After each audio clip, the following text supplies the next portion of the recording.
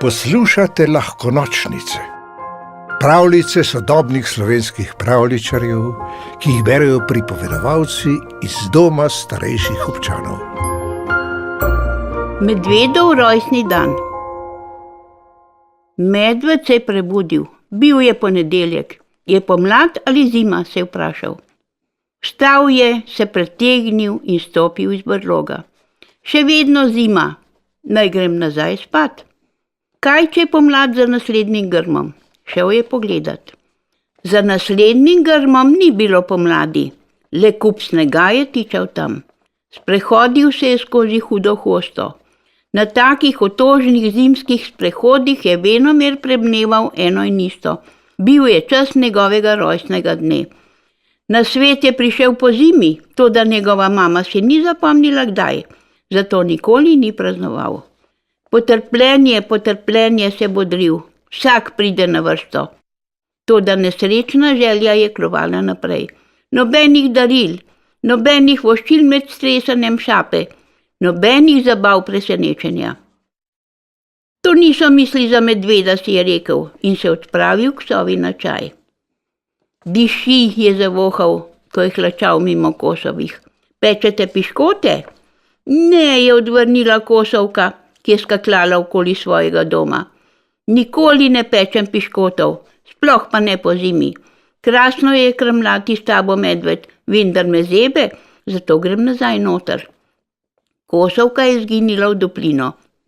Čudno, je razmišljal medved. Gotovo peče piškote, prav dobro voham. Zakaj bi lagala?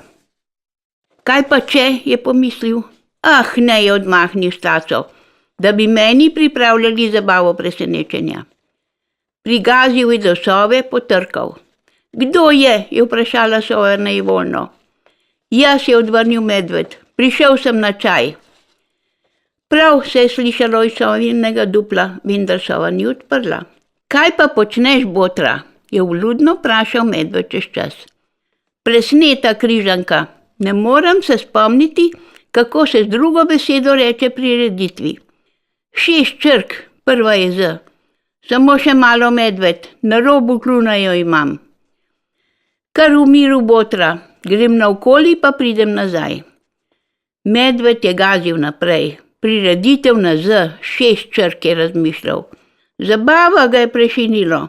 Torej je res, zabavo mi pripravljajo. Le kdo se je tega domislil? Stavim, da je bila groznovilca. Medved je prigazil do jase, kjer je groznovilca z mladimi zajci ravno popravljala snežno utrdbo.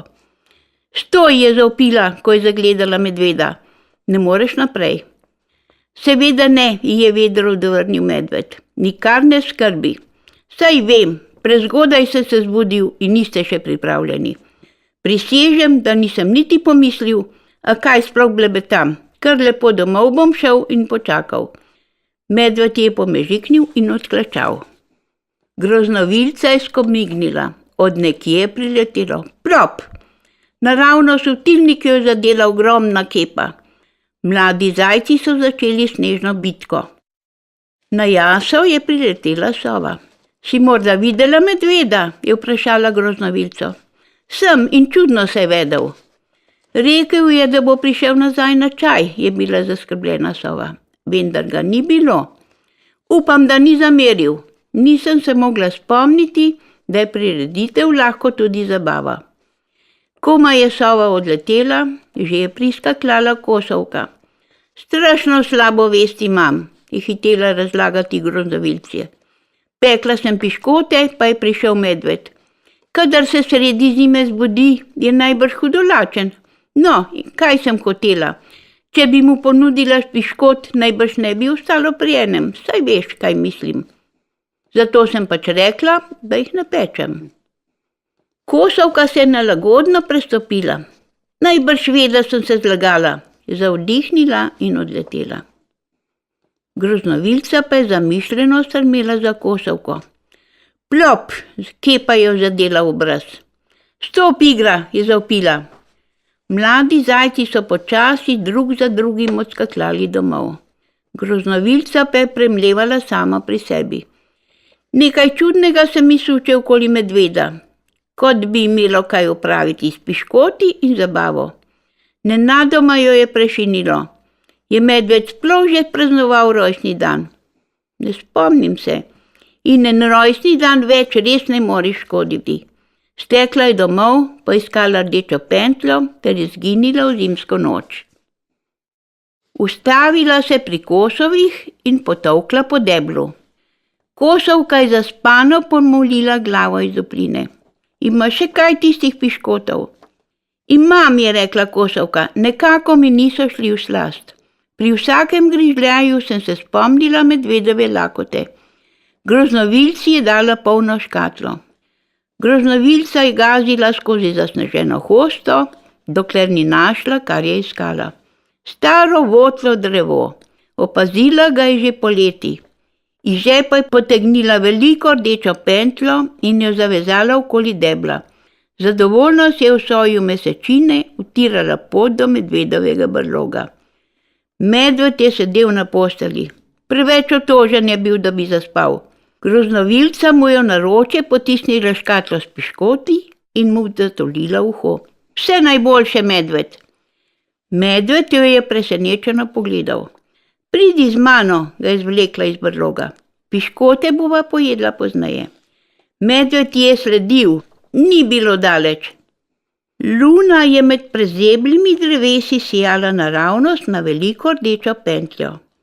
Medved je pokukal z oplino v deblu. Če je dobro prisluhnil, je slišal tiho šumenje. Pa saj to je rekel in komaj zadrževal solze. Tvoje darilo. Deblo čebela mi je dahnil ganjeno. Še nikoli nisem imel lastnega panja in lastnih čebel. Čisto tiho je dodal.